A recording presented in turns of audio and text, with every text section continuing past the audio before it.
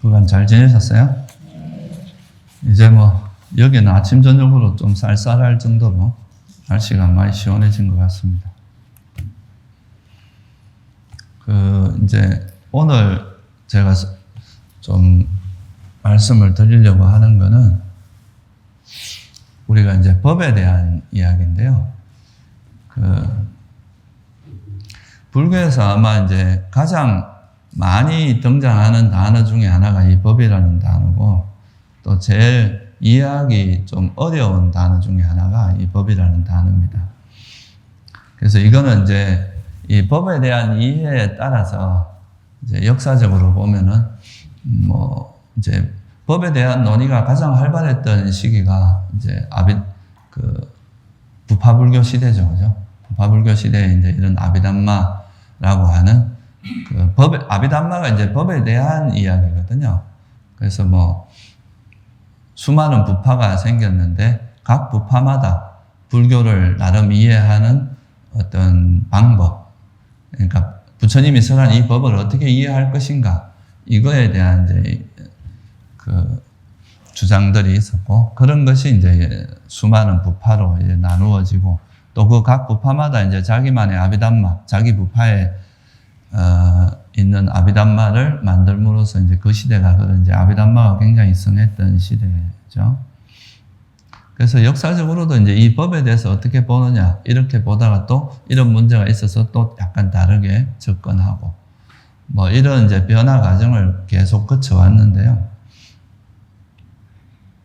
이 법을 이제 이야기하는 게, 좀 되게 중요한 게 뭐냐 하면, 이제 어떻게 보면 이제 불교의 출발점이라고도 할 수 있거든요. 이 법이라고 하는 게.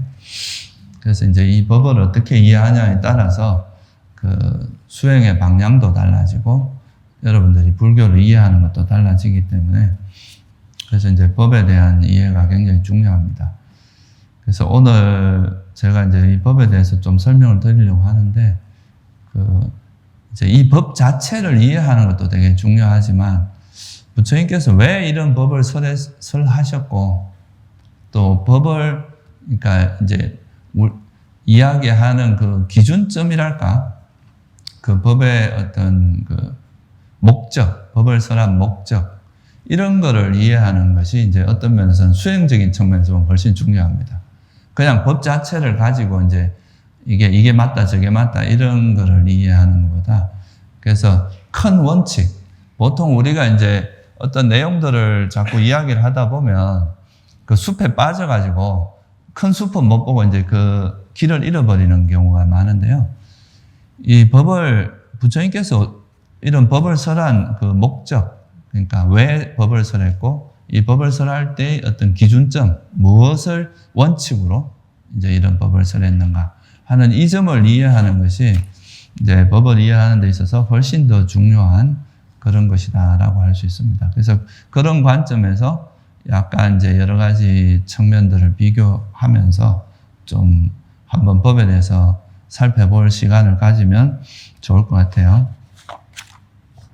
먼저 이제 그냥 이제 법이라고 하는 것이 뭔가라는 이제 아주 기본적인 것부터 좀 설명을 하고, 좀 여러 가지 측면에서 한번 살펴보도록 하겠습니다. 이 법은 이제 팔리어로는 담마라고 하죠, 그죠? 이제 산스크리트로는 다르마라 그럽니다. 근데 이제 팔리어로는 담마라고 하는데, 이 담마라는 뜻 자체가 이제 어근이 진이다라는 뜻이 있어요. 뭔가를 진이다. 그래서 이제 부처님께서 말씀하신 이런 이제 법에는 뭔가가 담겨져 있다, 이런 의미가 있는 거죠, 그죠? 그러니까 뭐가 담겨져 있겠어요? 이 세상의 진리라든가, 부처님께서 전달하고 싶은 그런 진리를 담은 그런 이제 언어 또는 말이다, 이렇게 이제 말할 수 있겠죠. 그래서 이제 담마라는 표현은 뭔가를 지니고 있는, 함축하고 있는 그런 의미가 있습니다. 그래서 이걸 이제 중국에서는 그냥 이제 법이라고 번역을 했고, 워낙 이게 우리나라 말에서 뭔가 이렇게 번역어가 적당하지 않으니까 우리나라도 그냥 법으로 씁니다. 또 이제 이 법이라는 단어는 우리가 세속적으로도 법을 잘 지켜야 된다, 세속적인 뭐 법도 이거 법이라는 용어로 쓰잖아요. 그 비슷한 그런 맥락이 있어서 그래서 법이라고 쓰고 있죠. 실제로 옛날에는 절에 들어와서 고시 공부하는 사람들이 좀 많았어요. 그래서 그 세속법 공부하러 왔다가 스님들한테 꼬드겨서 출가하는 스님들이 많습니다. 그 옛날에 그 해인사도 보면은 절에서 이제 고시생들 이렇게 공부하게 해주고 이런 게 있었거든요. 그러다가 이제 오히려 불법을 공부하다가 이제 출가한 그런 스님들이 사례가 좀 많이 있는데요. 어쨌든 이 법이라고 하는 것이 그런 의미, 뭔가 뜻을 지니고 있는 그런 뜻이 있다고 보시면 되고. 근데 이제 불교에서 말하는 이 법은 결국은 뭐냐 하면 한마디로 말하면 이제 부처님께서 세상을 보는 방식입니다. 그러니까 부처님은 이제 깨달음을 얻었잖아요. 그죠? 이제 이 진리를 깨닫고 이제 괴로움에서 벗어나셨는데 부처님께서 이제 깨닫고 나서 그 세상을 바라보면서 이제 이해한 바, 이게 이제 소위 말해서 법인데, 조금 이따 제가 좀 설명을 드리겠지만 여기서 제일 중요한 게 부처님께서 왜 출가를 하셨어요? 괴로움에서 벗어나기 위해서 출가를 했잖아요. 그죠? 뭐 출가하고 나서 나는 세상에서 가장 뛰어난 이론가가 될 거야. 이래서 출가한 게 아니거든요. 그죠? 이제 출가를 할 때 목적이 당신이 우리가 이제 살아있는 생명체라면 누구나 겪고 있는 그 생로병사, 뭐 또는 슬픔, 비탄, 탄식, 뭐 이런 온갖 형태의 괴로움들에서 벗어나기 위해서 출가를 했어요. 그리고 당신이 이제 출가를 해서 깨달음을 얻었다는 건 뭘 의미합니까? 그 괴로움에서 벗어났다는 걸 의미하잖아요. 그죠? 그냥 뭐 단순히 내가 아인슈타인처럼 내가 이제 이 세상의 물리학적인 원칙을 깨달았다. 이런 단순히 그런 게 아니잖아요. 그죠? 이거는 출가를 해서 그 깨달음을 통해서 뭐가 이루어졌어요? 괴로움을 소멸했다는 거죠. 그래서 그것이 이제 되게 중요한 어떤 포인트입니다. 그러니까 부처님께서 이제 출가를 하신 다음에 진리를 깨달아서 그 번뇌가 괴로움의 이제 원인이 버려지면서 괴로움을 소멸했다는 거. 이게 이제 중요한 포인트이기 때문에. 그러면 부처님께서 이런 법을 설할 때 법을 설한다는 의미가 뭐겠어요? 왜 법을 설했겠어요? 이제 당신이 이제 그 괴로움에서 이제 그 괴로움을 겪다가 그거로 벗어나 보니까 너무 좋은 거야. 이게 진짜 완전한 해탈이고 완전한 괴로움으로부터의 해탈이다. 이렇게 됐는데, 그럼 이제 내가 얻은 이 열반 또는 괴로움의 완전한 소멸을 다른 존재들도 어떻게 하길 바랬겠어요? 다른 존재들도 그와 똑같이 그 괴로움에서 벗어나기를 바라는, 이게 이제 대자비심이죠. 그죠? 대비심이라고 합니다. 다른 존재들도 괴로움에서 벗어나는, 그걸 위해서 설했지. 당신이 이미 이제 모든 괴로움도 벗어났고, 그런데 당신 재능을 자랑하기 위해서 그렇게 법을 설하진 않았을 거 아니에요. 그죠? 내가 이렇게 잘났다, 이걸 드러내기 위해서 법을 설하진 않았을 거 아니냐, 이거죠. 그죠? 그래서 그 관점을 여러분들이 잘 이해를 해야 됩니다. 그래서 이 법이라고 하는 거는 뭐예요? 다른 사람들이 괴로움에서 벗어날 수 있는 그 목적을 위해서 설해진 겁니다. 그래서 이 법을 이제 이야기할 때도 그거 자체가 사람들이 어떻게 하면 괴로움에서 벗어나는 것을 도와줄 수 있고 그거의 효과적인 방법인가, 이거를 이제 이해하셨겠죠. 그죠? 뭘 알아야 괴로움에서 벗어날 수 있다. 그러니까 이건 당신의 깨달음하고 관계가 있어요. 내가 깨닫고 보니까 이러해서 내 문제가 해결이 됐고 그로 인해서 내가 해탈을 했다. 그거를 이제 당신이 걸어온 그 상황을 체계화해서 그걸 이제 다른 존재들에게 설해줌으로써 그로부터 벗어나게 하는, 이게 목적이었을 거 아니에요. 그죠? 그래서 여러분들이 이 관점을 잘 이해를 해야 됩니다. 그래서 부처님께서 이제 이런 법을 설할 때 제일 중요한 원칙이 첫째 하나는 뭐냐면 괴로움의 소멸이다. 그죠? 첫 번째 원칙은 사람들의 괴로움을 소멸을 위해서 설한 거지, 그게 무슨 그 세상의 이론을, 안 그래도 머리 아픈데, 안 그래도 많은 사람이 이론을 설해놨는데 또 한 번 사람들을 머리 아프게 하기 위해서 설해진 가르침은 아니다. 그죠? 세상에 없는, 그러니까 괴로움으로부터 완전히 벗어나게 하는 그런 가르침은 없는데, 그런 괴로움으로부터 벗어날 수 있도록 하기 위한 게 첫 번째 그거고요. 그래서, 그러기 위해서는 이제 우리가 경험하고 살아가는 이 세상에 당신이 이제 깨닫고 보니까 이제 나중에 뭐라고 하셨냐면 사람들이 진리를 몰라서 계속 윤회한다. 영기나 사성제라고 하는 이런 당신이 깨닫는 이 진리를 몰라서 자꾸 이제 윤회를 하더라. 그래서 이 세상이 가지고 있는 그 어떤 세상에 있는 현상들의 본질을 좀 이렇게 드러내줘야 되겠죠. 그죠? 이거의 실제 모습을. 그래서 그걸 위해서 이제 법을 이 세상에 있는 현상을 어느 정도 이제 분류를 해야 됩니다. 뭔가 나름 이렇게 분석을 하고 분류를 해야 되는데 그 분류의 기준이 뭐라는 거예요? 이게 그러니까 괴로움과 괴로움의 소멸이라고 하는 그게 기준이 됐다는 거죠. 그러니까 괴로움이 뭔지를 알아야 우리가 괴로움에서 벗어날 거 아니에요. 그죠? 그래서 괴로움은 뭔지를 이제 분류하는데 일단 포커스가 맞춰지고 그 괴로움으로부터 벗어난 상태가 어떤 거라는 걸 또 설명하는데 기준점이 생기고 또 그 괴로움이 뭔지를 알았으면 괴로움이 왜 일어나는지를 알아야 될 거 아니에요. 그죠? 그러면 괴로움이 일어나는 그 원인에 대해서 또 하나의 그 기준점을 잡고 또 그러면 이제 괴로움으로부터 벗어나기 위해서는 또 어떤 방법이 필요한가. 그러니까 그런 식의 어떤 기준점을 가지고 그래서 이거는 괴로움과 괴로움의 원인은 하나의 괴로움의 어떤 카테고리고 괴로움의 소멸로 인도하는 그런 도닦음 이거는 이제 괴로움의 소멸의 파트입니다. 그래서 괴로움과 괴로움의 소멸의 관점에서 다시 말하면 괴로움과 행복 이 관점에서 법을 분류했다는 거예요. 법을 이렇게 분석을 하고 분류를 할 때 이 기준도 되게 중요합니다. 우리가 예를 들어서 똑같은 이제 물질을 봐도 불교에서는 뭐 4대 이런 이야기를 하지만 현대 물리학에서는 물질을 분류할 때 뭐 쿼크 이런 기본 입자로 분류를 한단 말이에요. 전자, 그죠? 원자, 핵, 전자, 중성자 뭐 이런 걸로 분류를 한단 말이에요. 그죠? 그것도 그 사물이 가지고 있는 원칙이 아닌 건 아닙니다. 그것도 그 사물이 가지고 있는 본질적인 모습이고 굉장히 중요한 어떤 모습인데 근데 과학자가 해탈했다는 소리 들어봤어요? 과학자는 그걸 아무리 봐도 그 원리는 파악했을지 몰라도 그걸로 인해서 해탈을 하는 괴로움으로부터 벗어나는데 직접적인 도움이 되는 건 아니다 이거예요. 그런데 부처님은 이런 걸 분류를 하되 그 기준이 뭐였다는 겁니까? 그러니까 이게 이렇게 봄으로써 괴로움의 소멸에 도움이 되나 안 되나 이걸 봤다는 거예요. 그 분류 자체가 그냥 단지 이론을 구성하고자 위해서 한 것은 아니다 이거죠. 그죠?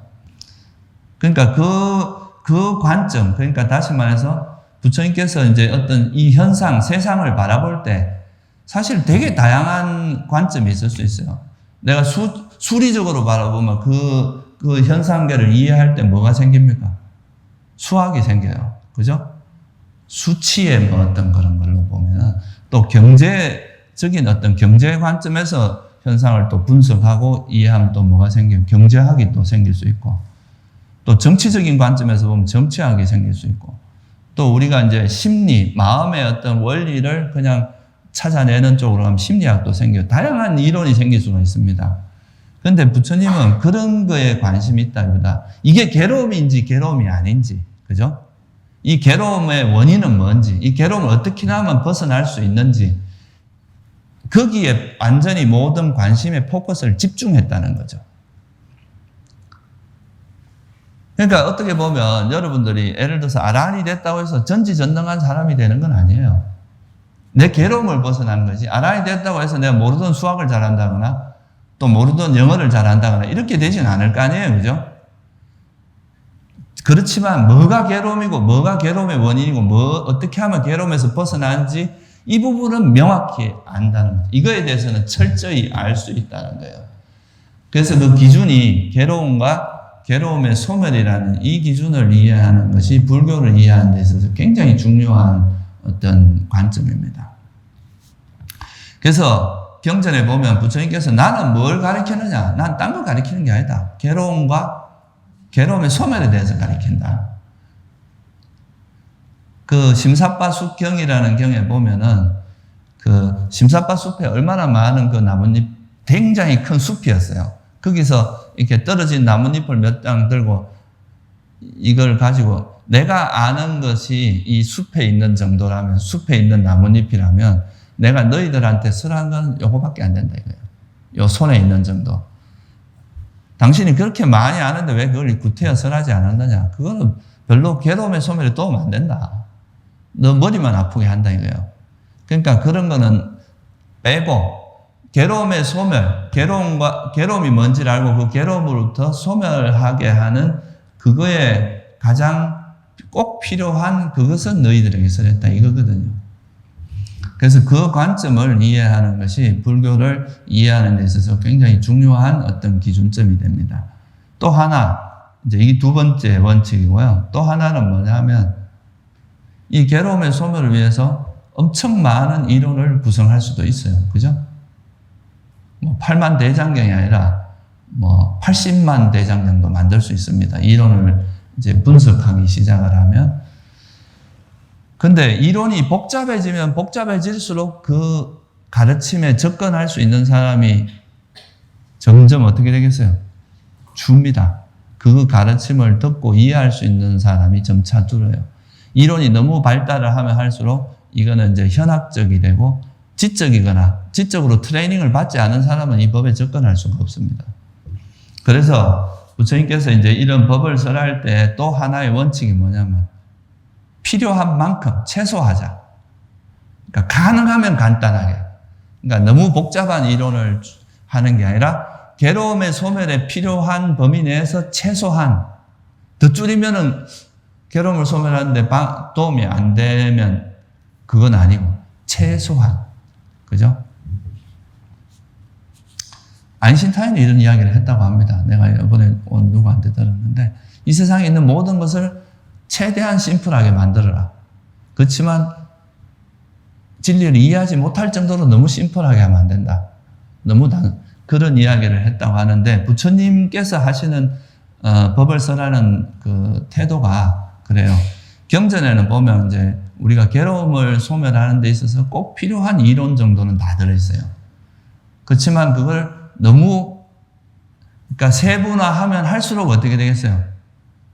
이제 그 이론을 이해하는 데 시간이 너무 많이 걸려. 그리고 또 그 이론을 이해하지 못할 사람도 너무 많아지는 거죠. 그래서 최소화했다. 예를 들어서 여러분들이 심리학에서는 우리 마음에 대해서 굉장히 다양한 분류를 합니다.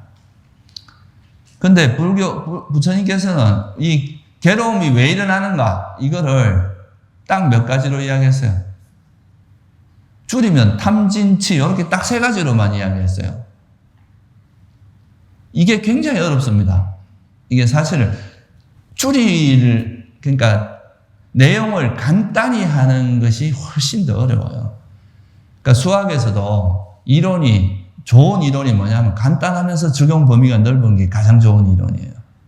어떤 이론은 그 증명하는데 한 10페이지, 책 한 권이 되는 그 정도로 복잡한 그런 것들이, 그런 거는 그렇게 특수한 부분에만 적용될 수 있는 건데, 이론이 간단하면서도 되게 적용 범위가 넓은 걸수록 좋은데, 부처님께서는 이게 진짜 부처님이 가진 또 아주 희유한 능력이기도 합니다. 인간의 마음이 얼마나 복잡합니까? 그죠? 그 복잡한 마음에서 괴로움이 일어나게 하는 근원적인 원인을 일단은 3개로 줄였어요. 탐진치라고 하는. 그걸 조금 더 세분화해서 사견, 자만 이런 이제 좀 더 분류도 가능하지만 어쨌든 이렇게 간단하게 최대한 간단하게 줄이는 이거를 이제 되게 그런 원칙을 가지고 이 법을 설했다는 것, 이것도 이제 되게 중요한 원칙입니다. 그래서 처음에는 그냥 이 세상에 있는 모든 존재의 이런 세상의 본질은 그냥 물질과 정신이다. 경전에서 이 정도로 이야기했어요. 근데 또 그러니까 정신이 좀 이해가 좀 어려우면 조금 더 분석해서 수상행식이다. 느낌과 인식과 형성과 마음으로 의식으로 분류된다. 이렇게 한 5개 정도로 또 크게 분류를 하고. 그러니까 이 존재를 대해서 되게 이제 단순하면서도 이제 핵심적인 정도로만 분류를 하신 거죠. 그리고 또 이런 거에서 괴로움이 일어나는 그 마음 상태, 괴로움을 일어나게 하는 건 뭔가? 이 괴로움과 괴로움의 행복이, 괴로움의 소멸이 기준점이니까, 괴로움이 뭐냐? 그러니까 온 자체가 괴로움이다. 그러니까 물질과 정신 또는 다섯 무더기 자체, 괴로움이라고 하는 그거의 내용을 이제 드러내는 그것이 또 부처님께서 법을 분류하는 한 파트가 되는 거고, 또 그러면 이 괴로움이 왜 일어나는가? 그거에 대해서 살펴보니까, 우리가 그 대상에 대해서 잘못 알아서 집착하고, 그로 인해서 또 일어나는 화, 이 세 가지가 대표적인 거다. 그렇게 해서 이제 괴로움이 왜 일어나는지, 거기에 대해서 또 그 기준에서 또 법을 분류한 게 해로운 법, 우리가 불선법이라고 하는 겁니다. 그러면 이 괴로움에서 벗어나기 위해서는 어떻게 해야 되냐? 그게 뭐예요? 팔정도고, 이제 칠각지고, 뭐 이런 거잖아요. 그게 이제, 그거는 한마디로 말해서 유익한 법입니다. 괴로움의 소멸을 도와주는 그런 거를 선법으로 또 분류를 했어요. 그러니까 분류의 기준이 그냥 이런 것들이에요. 이 기준에서 이제 설명을 하신 거고, 근데 이거를 이제 후대 아비담마나 이런 데 가면서 이거를 좀 더 디테일하고 정교하게 이제 분석을 하기 시작을 해요. 그래서, 그러니까 부처님께서는 그냥 뭐 물질, 정신, 오온, 육처, 이 정도 18, 좀 더 나가면 18개 정도 이렇게 이야기했는데, 그거를 이제 좀 더 분석을 해서 72가지, 남방 아비담마에서는 72가지 법으로 분류를 하고, 또 이게 조금 더 발달을, 좀 더 이제 북방 쪽으로 가면은, 설일체 유부에서는 75법으로 또 분류를 합니다. 이게 또 나중에 가면은 100법으로 분류가 돼요. 그러니까 이제 유식으로 가면은 100법으로 분류를 합니다. 근데 이 분류 자체가 만약에 그냥 이 진리라고 본다면 하나는 맞고 다른 건 틀렸다고 봐야 되지 않겠어요? 그죠? 근데 이 분류 자체는 그냥 괴로움을 소멸하는 데 있어서 이제 법을 분류를 했는데, 그것이 좀 더 세분화됐느냐 안 됐느냐 이거지. 이거 자체가 이렇게 보는 것만이 진리다 이렇게 말하는 거는 좀 잘못된 거겠죠. 그죠? 그렇게 부처님께서는 그렇게 하지도 않으셨고, 그래서 어떻게 보면 제가 이제 여러 가지를 이렇게 분석을 해보면 그 경전에 나와 있는 정도가 가장 최소한의 것이에요. 경에서 언급된 그런 가르침들. 근데 그게 이제 아비담마나 이런 데로 가면서부터는 좀 더 과하게, 지나치게 이제 분석을 하다 보니까 이게 이제 수행에 도움이 되는 어떤 그 이론 체계라기보다는 다소 철학적이 되고 약간 이제 현학적인 지식이 되는 그런 경향성이 좀 있습니다. 그게 뭐 잘못됐다 이것도 아니에요. 그런 걸 배우면서도 거기에 빠지지 않고 만약 이걸 수행에 잘 활용한다면 또 그게 문제가 없을 수도 있는데, 대체로 이제 이론적으로 너무 강해지다 보면 그 이론 자체가 이제 하나의 그 이론에 빠져서 수행보다는 이론으로 흘러갈 가능성이 많은 거죠. 그래서 어쨌든 이 부분에 대해서는 조금 더 제가 이제 설명을 드리려고 하는데, 우리가 이제 부처님께서 법을 설할 때 그 세 가지 원칙이 있었다는 거죠. 하나는 괴로움의 소멸이 원칙이고, 둘째 이 법을 분류하는 기준은 괴로움과 괴로움의 소멸의 관점에서, 그 괴로움은 뭔가? 이게 첫 번째겠죠. 그러면 괴로움의 원인은 뭔가? 괴로움이 소멸된 상태는 뭔가? 괴로움이 소멸되려면 어떤 마음 상태를 개발해야 되는가? 이게 사성제로 정리된 겁니다. 그래서 그 관점에서 정리됐다는 거. 그리고 법은 가능하면 너무 디테일하게 분류하지 않아요. 이거 디테일한 거는 여러분들이 수행하면서 스스로 알게 됩니다. 그러니까 수행을 해 나가다 보면 탐욕이라는 말은 되게 쉽잖아요. 그죠? 근데 이 탐욕이 실제 내 마음에서 어떤 식으로 그 진리를 방해하고 통찰을 방해하고 내 마음을 괴롭게 하는지, 이거는 계속 관찰하고 수행하면서 그 탐욕의 속성이나 특징, 이런 원인, 이런 거를 아주 깊이 스스로 알게 됩니다. 그 이론이 이론적인 그렇게 디테일한 이론이 없어도 관찰하다 보면 점점 그 이해의 깊이나 그 폭이 넓어지게 돼 있어요. 그래서 이제 그 기준 자체는 가능하면 최소화했다는 거, 법을 너무 이렇게 하지 않았다는 그 관점을 이해를 하시고 요 세 가지를, 그러니까 법이라는 걸 보면, 그래서 이런 관점을 견지한 상태에서 이 현상계를 분류를 했는데 그 분류를 한 것이 바로 법이다 이거예요. 그래서 예를 들면 뭐 우리 마음 중에서 대상에 집착하는 특성을 가진 수많은 심리 현상들이 있을 거 아니에요, 그죠? 그걸 통틀어서 다 뭐라고 이해한 거예요? 탐욕, 이렇게 이해를 한 거죠. 이렇게 하면 되게 우리한테 일어나는 현상을 이해할 때 되게 단순하게 이해할 수 있기 때문에 이거 디테일한 건 수행하면서 스스로 알 수 있어요.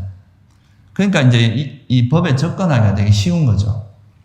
그래서 이제 그런 식으로 법을 분류를 해서 설했는데, 그게 뭐 어떻게 보면 이 세상에 있는 현상을 분류하는 것도 그렇게 복잡하지도 않아요.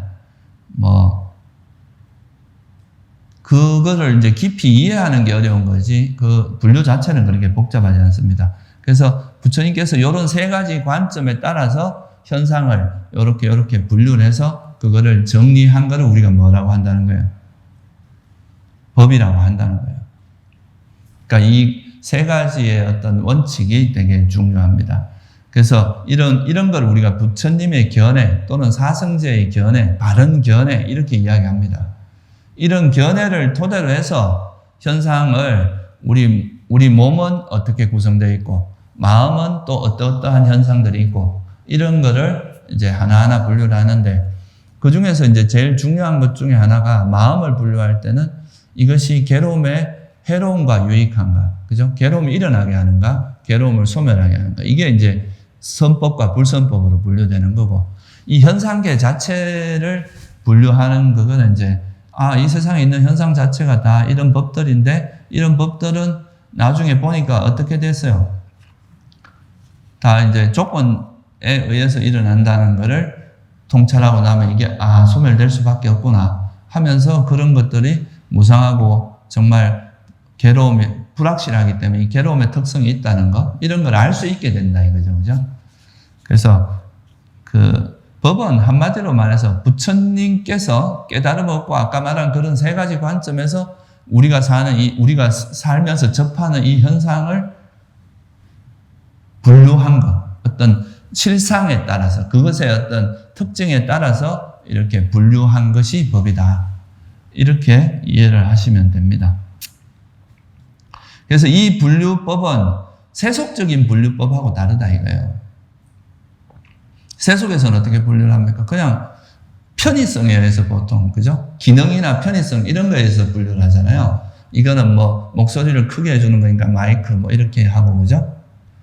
그러니까 그것이 가지고 있는 본질적인 모습보다는 뭐에 기준을 맞추냐면 편의성, 소통, 뭐 기능 이런 쪽에 보통 이제 그런 관점으로 접근을 하니까 이런 거는 그냥 이제 이런 세속적인 개념의 세속적인 이제 관점을 이해하는 것은 괴로움의 소멸에 크게 도움되진 않아요. 그냥 살아가는데 우리가 이제 세상을 살아가는데 도움이 되는 거지, 그죠? 그렇지만 그래도 이것도 우리가 세속에서 이런 약속을 서로가 지키면서 살아가지 않으면은 세상을 살기 어렵잖아요, 그죠? 그러니까 이것도 세속적인 관점에서는 사실이고 진리라고 할 수 있다. 그래서 이걸 이제 세속적인 진리다, 속죄라고 이야기하죠. 이제 세속의 진리다. 그런 의미의 속죄라고 하는데, 근데 이거를 이제 이렇게 하지만 그것이 가지고 있는 본질적인 실상의 모습, 깨달음에 이르게 할 수 있는 실제 모습을 포커스를 맞춰서 그 부처님의 견해, 그러니까 사성제, 이런 괴로움과 괴로움의 소멸의 관점에서 현상을 바라보고 그것을 적당한 이름을 붙여서 적당한 개념을 지어서 분류한 것. 예를 들면 이것은 탐욕이다, 이건 성냄이다, 이건 어리석음이다, 이건 지혜다, 이것은 인식이다, 이건 느낌이다. 이렇게 분류하는 것을 우리가 뭐라고 한다는 거예요? 그걸 법이라고 한다는 거예요. 그러니까 법이라고 하는 것이 어떤 우리가 접하는 현상은 똑같아요. 그죠? 우리가 보이는 이제 이런 세상에서 경험되는 건 똑같은데 이거를 그냥 세속적인 의미가 아니라 괴로움을 소멸하는 데 필요한 통찰. 그죠? 그런 관점으로 이 현상을 분류해서 이해하는 것이 바로 뭐란 거예요? 법이라는 거죠. 그래서 법을 잘 이해하면은 우리가 우리한테 있는 괴로움을 번뇌를 버리고 탐진치를 버리고 괴로움을 소멸하게 하는데 도움이 된다는 거죠. 이 법이라는 것이. 그래서 이제 법을 공부하는 거다는 거예요. 우리가 이제 그런 의미가 아니면 사실 법을 공부할 이유가 별로 없겠죠.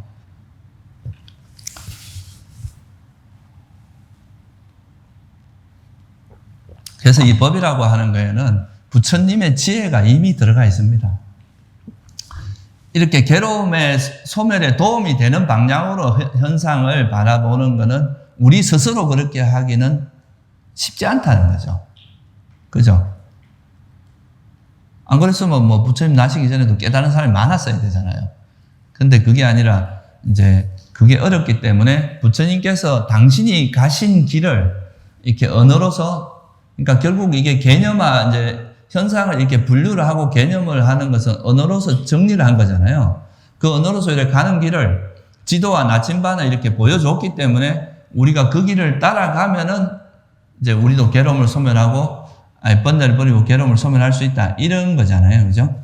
그러니까 이미 이제 부처님의 어떤 견해, 붓다의 견해, 또는 깨달음의 견해, 진리를 깨달은 그 지혜의 눈으로 바라본 이 현상.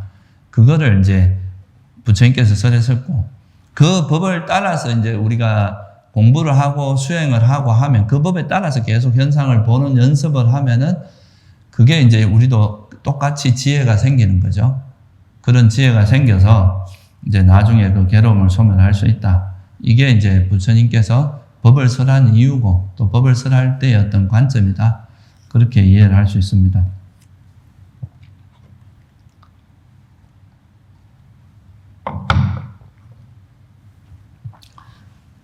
그러면 이거를 이제 사실 이건 좀 약간 어려운 이야기인데요. 여러분들이 그래도 한 번쯤은 알아두시는 게 좋을 것 같아서 제가 조금 부연 설명을 좀 드리려고 하는데, 보통 이제 우리가 지금까지 이제 해온 전통 속에서 항상 뭔가 균형, 이게 이제 소위 말하는 균형이거든요. 균형. 너무 과하지도 않고 너무 또 부족하지도 않은 적당한 균형을 잡았을 때, 그 균형을 잘 유지했을 때 그게 괴로움의 소멸에 이제 되게 유익한 것인데, 이 균형이 약간 깨지게 되면은 잘못하면 이제 다른 길로 갈 수 있다는 거예요. 법에 대한 이해도. 그래서 그런 면에서 몇 가지 점을 한번 살펴봄으로써 여러분들이 법이 어떤 거라는 걸 이해하는데 조금 더 도움을 깊이 이해하는데 좀 도움이 되지 않을까 생각합니다. 예를 들면 이제 남방 아비담, 이제 보통 아비담마라고 하는 이게 이제 특히 우리나라에서는 그동안 선종이 중심이 되어 있었어요. 그죠? 선종은 어떤 문제가 있냐면 법을 너무 등한시했어요. 이런 부처님이 이제 깨달음에 이르도록 그 길을 제시해 놓은 이 일종의 나침반이나 그 지도 같은 건데, 이런 거를 너무 이제 좀 등한시하면서 그냥 수행하면 알아진다, 이제 깨달아진다 하는 그런 쪽으로 흘러오다 보니까 그게 이제 좀 중심을 잃고, 또 어떤 면에서는 약간 힌두교 비슷하게 이해되기도 하고, 또 약간 개인의 사견으로 흘러가기도 하고, 다 그런 건 아닌데 이제 이런 위험성이 있다는 거예요. 그러니까 너무 이제 이 법 자체를 좀 등한시한 거죠. 그러니까 법이라는 것이 없으면은 우리가 스스로 이제 물론 우리도 뭐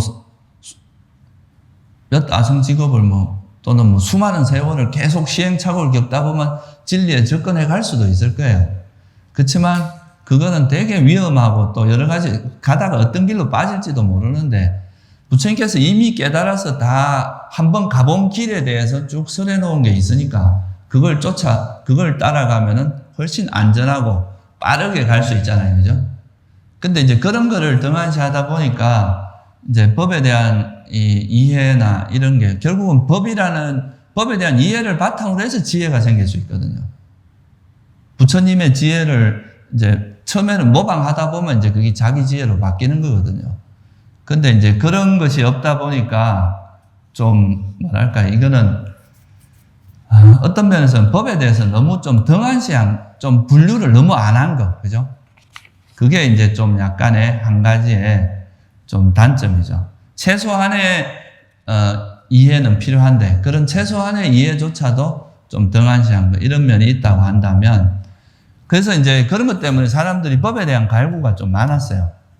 그러니까 또 최근에 들어서 이제 또 남방에 특히 이제 남방에도 다 그런 건 아니고 미얀마가 특히 그런 게 좀 심합니다. 아비담마가 되게 발달된 나라예요. 태국이나 스리랑카 같은 건 오히려 경을 위주로 하는 곳이고 이제 미얀마가 좀 더 이제 아비담마가 되게 아비담마의 나라라고 할 정도로 아비담마를 중시하는 나라인데 그러다 보니까 이제 남방의 아비담마가 이제 번역이 되면서 그거에 대해서 사람들이 되게 열광을 하고 거기에 대해서 많이 했어요. 그게 뭐 불필요하거나 나쁘다 이런 의미는 아니에요. 근데 이제 그렇게 하다 보면은 이게 이제 아비담마 자체가 되게 이제 지금 우리가 공부하는 그 남방 아비담마타 상가하라고 하는 그거는 한 10세기에서 11세기경에 이제 정리된 건데요. 그러니까 되게 이론이 정교해지고 되게 디테일해진 그런 이론인데 그래서 이게 어떤 면에서는 좀 너무 이론이 그러니까 과해진 거죠. 지나쳐진 거죠. 그러니까 그거는 사실 우리 같은 사람은 되게 좋아요. 금방 논리적으로 훈련된 사람은 그런 걸 접근하기가 쉬운데 그게 이제 논리적으로 훈련되지 않은 사람들은 그 법에 접근하기가 되게 어려운 측면이 있습니다. 그래서 다소 현학적이 되고 또 이 이론 자체가 너무 정교하고 너무 이렇게 잘 짜여져 있기 때문에 사람들이 여기 빠지면 불교를 다 아는 것 같아요. 자기가 사실 아는 건 없어. 그냥 이론을 아는 거지.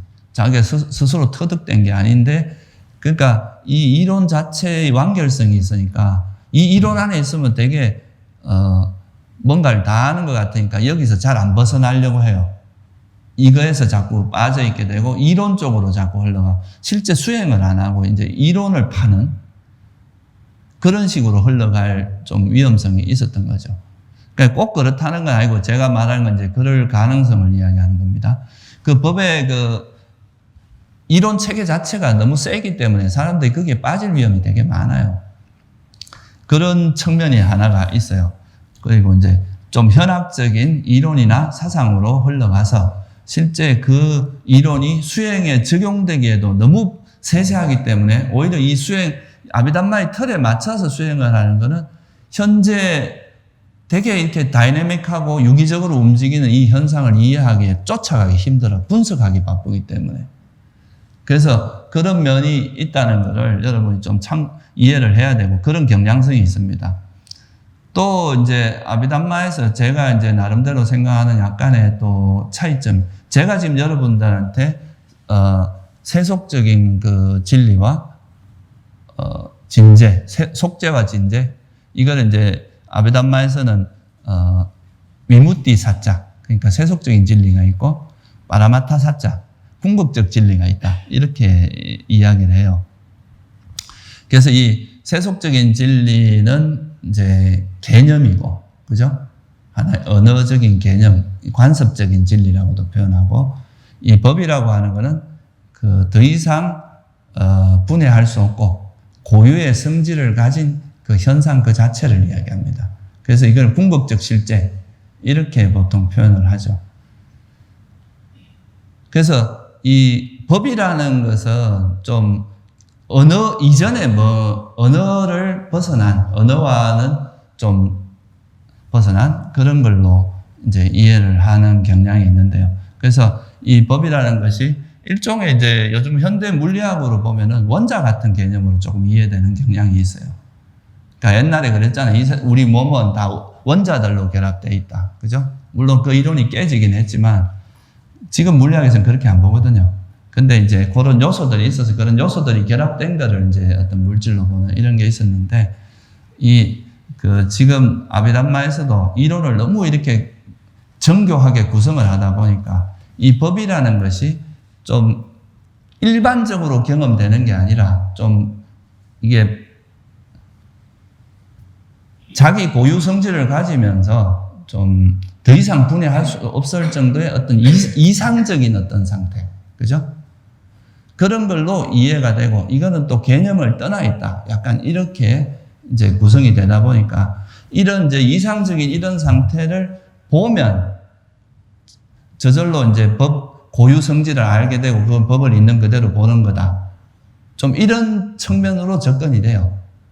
그러니까 이제 이 법 자체가 이상적인 어떤 실체처럼 느껴질 수가 있다는 거예요.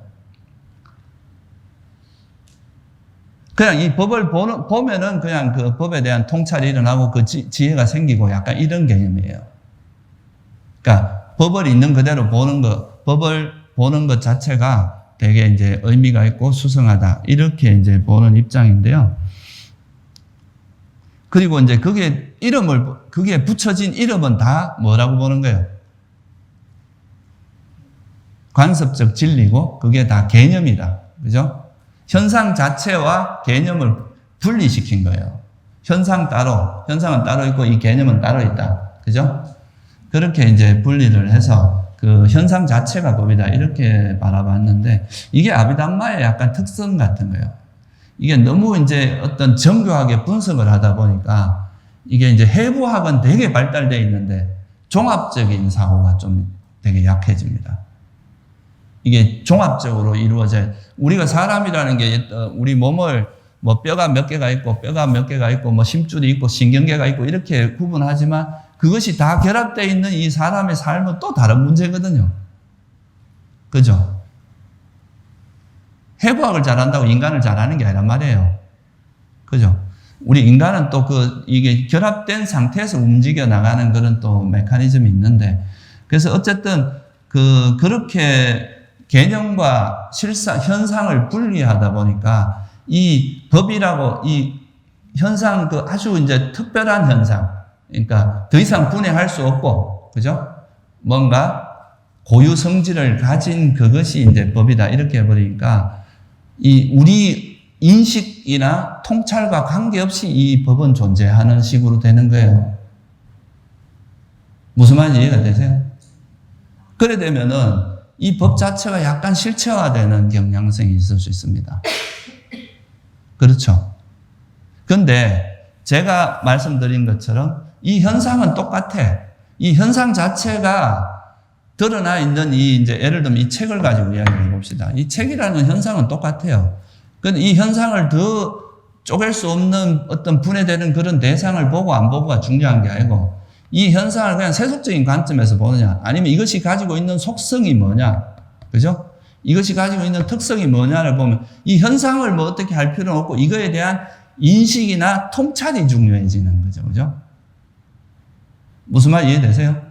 그러니까 이게 통찰을 해보면 이거는 책 이대로 뭐예요, 이게? 물질적인 특성이 있고 또 더 나아가면 이건 조건에 의해서 만들어진 거니까 사라질 수밖에 없다, 소멸될 수밖에 없다는 속성을 갖고 있잖아요. 그죠? 그렇죠? 그러니까 이거는 뭐에 더 포커스가 맞춰진 접근이냐 하면은 우리가 이걸 어떻게 보느냐의 문제예요. 이 대상 자체는 그냥 우리 삶에서 부딪히는 대상을 더 섬세하게 보고 더 어떤 이상적인 걸 보고 이게 아니라 우리가 살아가는 현상 그대로 보면서 그거를 어떻게 보느냐, 어떻게 이해하느냐의 문제라는 거죠. 그러니까 이거를 이제 그냥 세속적으로 보지 않고 이것의 본질을 꿰뚫어 본다는 의미가 빠냐잖아요. 지혜. 그죠?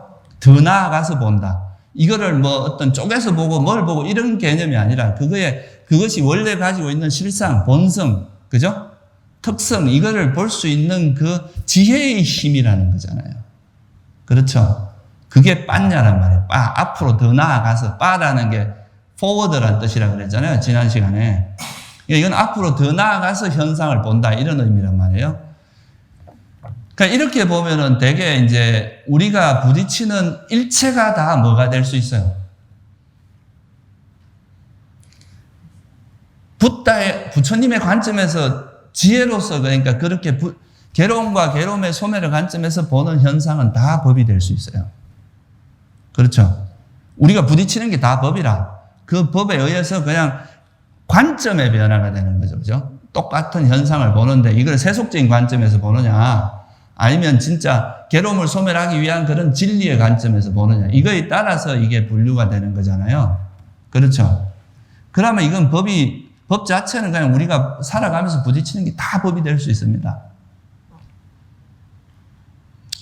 근데 이제 이 아비담마적으로 이게 접근을 해 들어가면 법이 너무 이상적인 상태가 돼요. 그냥 어떤 특별한 상태.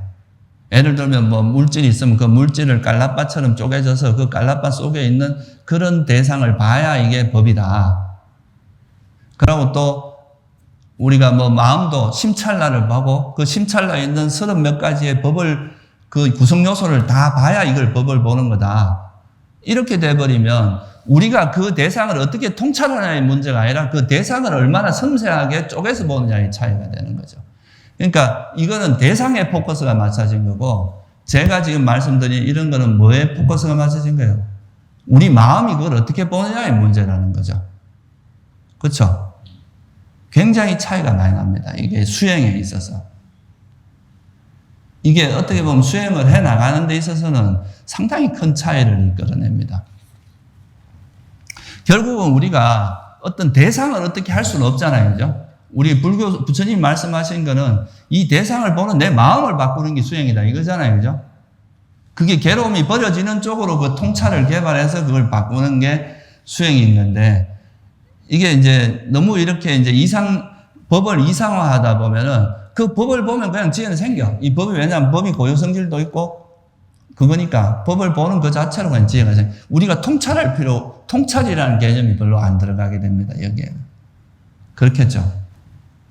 그래서 이제 그렇게 보는 것이 가지고 있는 것이 좀 이 법이라는 것이 이 세상에 아예 이제 좀 그런 이상적인 상태도 있고 그 법을 우리가 보는 것처럼 이런 식의 어떤 뉘앙스가 생길 수도 있다는 거죠. 그렇게 보면은 그게 일종의 이제 법이 실체화되는 경향이 되는 거고, 그리고 또 하나 어떤 면이 있느냐 하면은 여러분들이 번뇌가 많이 일어나는 게 한 번도 보지 않은 대상에 대해서 번뇌가 일어납니까? 안 일어납니까? 왜 일어나겠어요? 모르는데. 아예 그 본 적이 없는데. 근데 맨날 보는 남편, 아내, 자식 이런 사람들한테 번뇌가 많이 일어납니다. 우리가 맨날 접하는 음식, 그죠? 그거에 대해서 번뇌가 강하게 일어납니다. 거기에 번뇌가 아주 강력하게 결합이 되어 있어요. 우리가 우리한테 일어나는 번뇌가 이상적인 상태의 대상에 대해서 일어나는 게 아니라 뭐에서 일어나요? 우리가 자주 접하는 대상, 자주 접하고 자주 부딪히는 그 대상에 대해서 번뇌가 일어나는 거 아니에요, 그죠? 근데 뭐 한 번도 본 적 없는 깔라빠 보고 심찰나 본다고 번뇌가 사라지겠느냐 이거죠. 그것도 여러 대상 중에 하나의 대상인 거예요. 미세한 대상이고, 그죠? 그러니까 그런 것이 어떤 번뇌를 어떻게 버리느냐의 관점에서 보면 전혀 다른 어떤 그 관점이 일어납니다. 그러니까 우리가 자주 부딪히는 그 대상을 예를 들면 맨날 우리가 이제 부딪히는 그런 음식을 보고 이 음식 자체가 그냥 음식은 우리 몸을 유지하고 이런 데 필요한 거지 음식에 집착하면 안 된다는 그런 통찰, 또는 음식은 하나의 말 그대로 음식일 뿐이다. 그죠? 이렇게 바라본다면 이 음식에 대한 애착이 버려질 수 있잖아요. 그죠?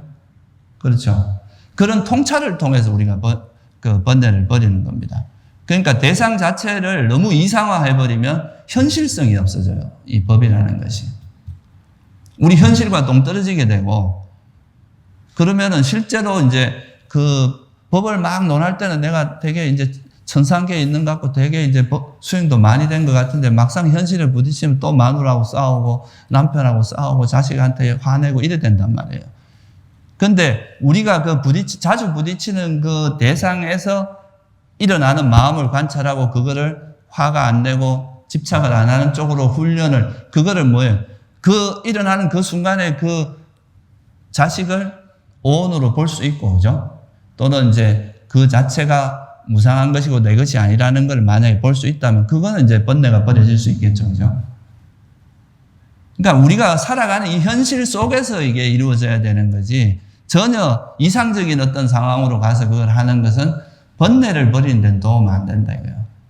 물론 그런 아비담마 같은 게 이제 불교 철학적인 의미, 불교를 약간 철학적으로 되게 정교하게 해놨다는 그런 면이 없다는 것도 아니고, 또 그걸 공부하면서 여러분들이 불교에 대한 개괄적인 이제 뭐 이해를 하는데 도움이 되는 측면도 있다는 것을 부정하는 건 아닌데, 그것이 이제 좀 지나치게 되면은 수행적인 측면에서는 그 프레임을 그대로 가져오면 수행에서 약간 좀 문제가 될 것들이 좀 있다 이거예요. 그거는 그냥 하나의 교학 체계나 이론 체계로서 이해하는 거는 괜찮은데, 거기에 끼 맞추면서 수행을 하는 거는 별로 바람직하지 않아요.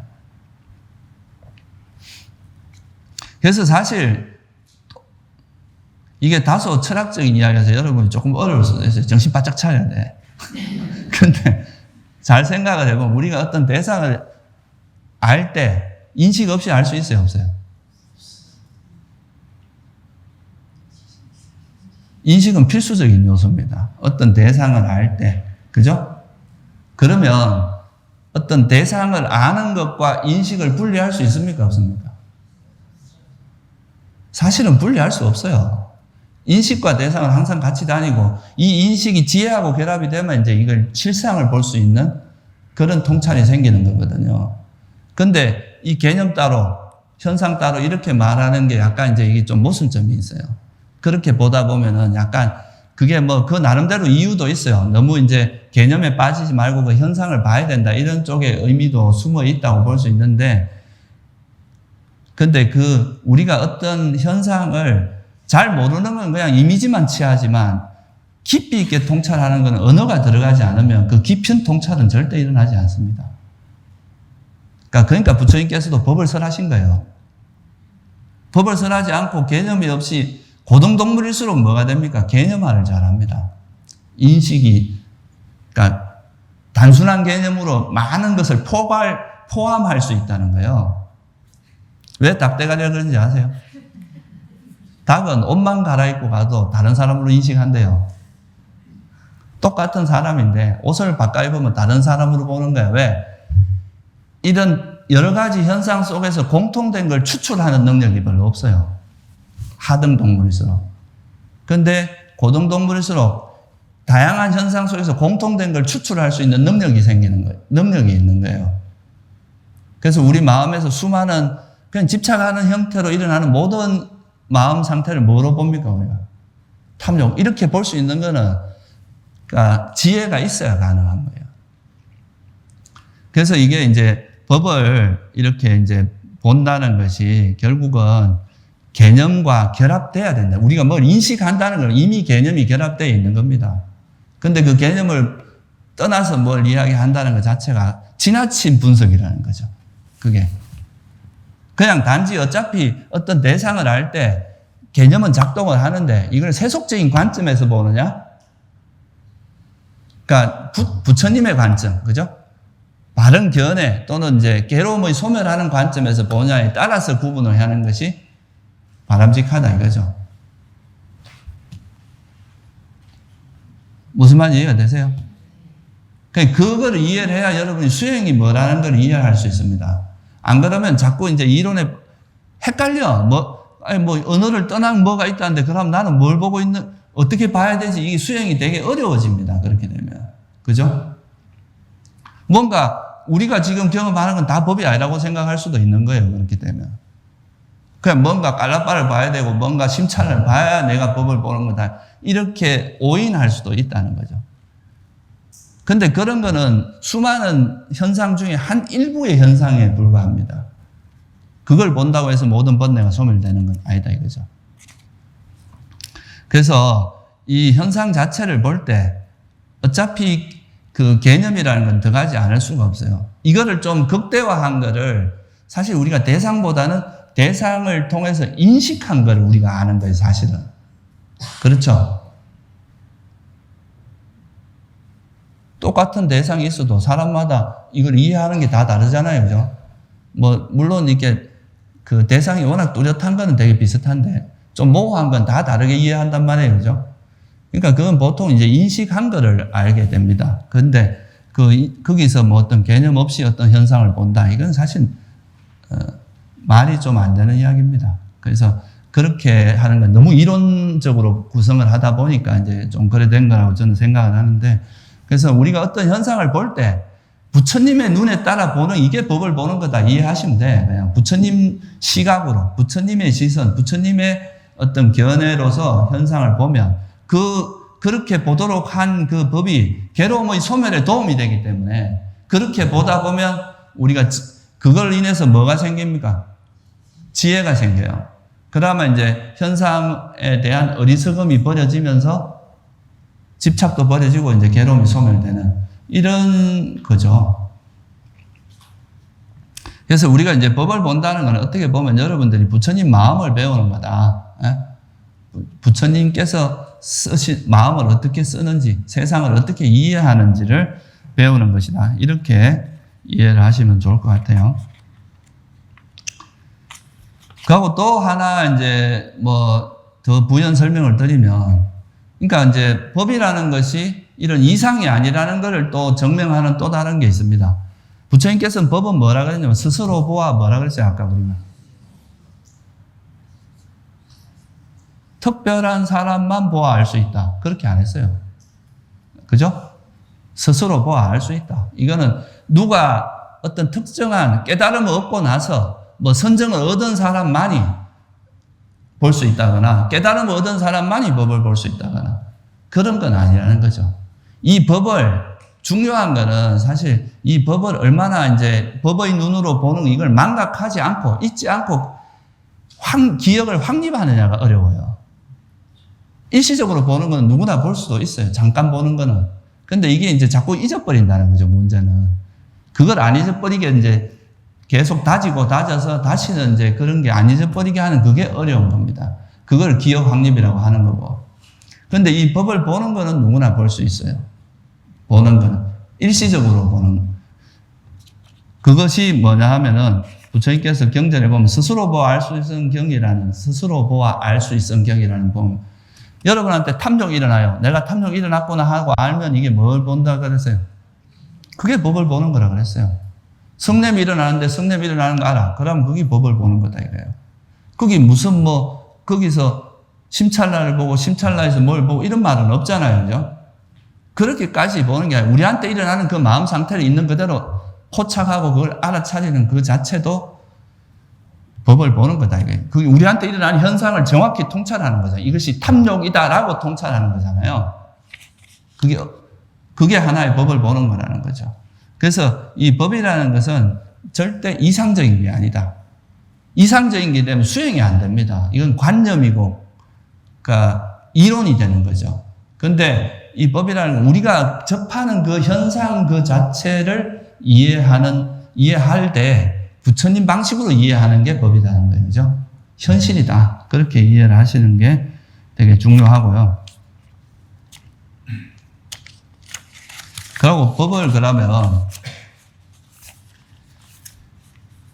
이 법이라는 것이 그러니까 이제 우리한테 일어나는 이 현상은 이건 물질이구나. 이거는 정신이구나. 또는 이건 느낌이구나. 인식이구나. 이렇게도 볼 수 있지만 이거는 이제 좀 더 그 현상의 그 범위가 좀 좁은 거죠. 그죠? 근데 모든 것은 무상해. 이렇게 하면 뭐예요?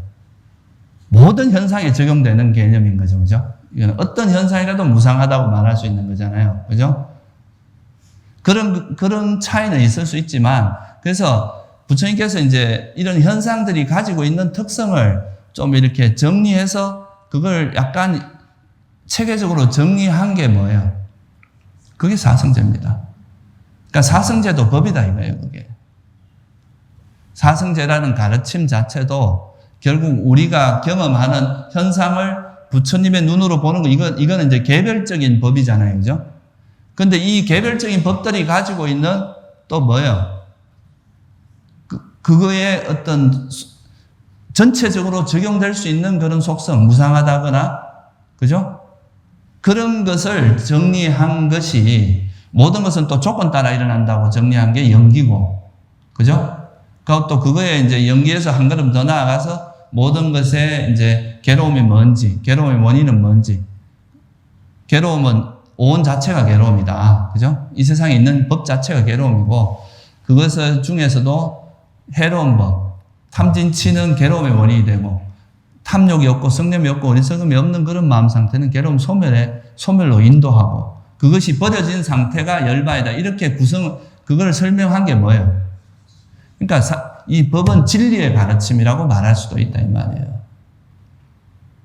이해가 되시죠? 그죠? 그래서 이거를 우리가 이해를 하고 이 법에 따라서 이제 세상을 바라보고 수행해야 그게 어디로 간다는 거예요? 부처님이 말씀하신 길로 갈 수 있습니다. 자기 생각대로 그냥 막 자기 입맛대로 이래 하면 안 된다는 거죠. 그렇게 하면 그건 자기 사견만 늘어나지 수행이 아니에요. 그래서 부처님께서 뭘 의지하고 수행하라 그랬습니까? 법을 의지해라. 법을 의지하고 나를 섬으로 삼고 법을 섬으로 삼아라 이랬거든요.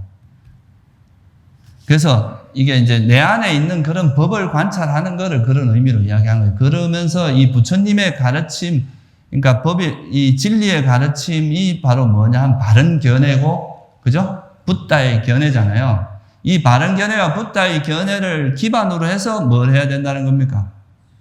그걸 그렇게 이제 실제로 그에 따라서 현상을 법으로 보고 이렇게 하는 수행이 위파사나 수행입니다. 그렇게 해서 스스로가 관찰하다 보면 스스로 연기와 사성제라는 걸 깨닫게 돼요.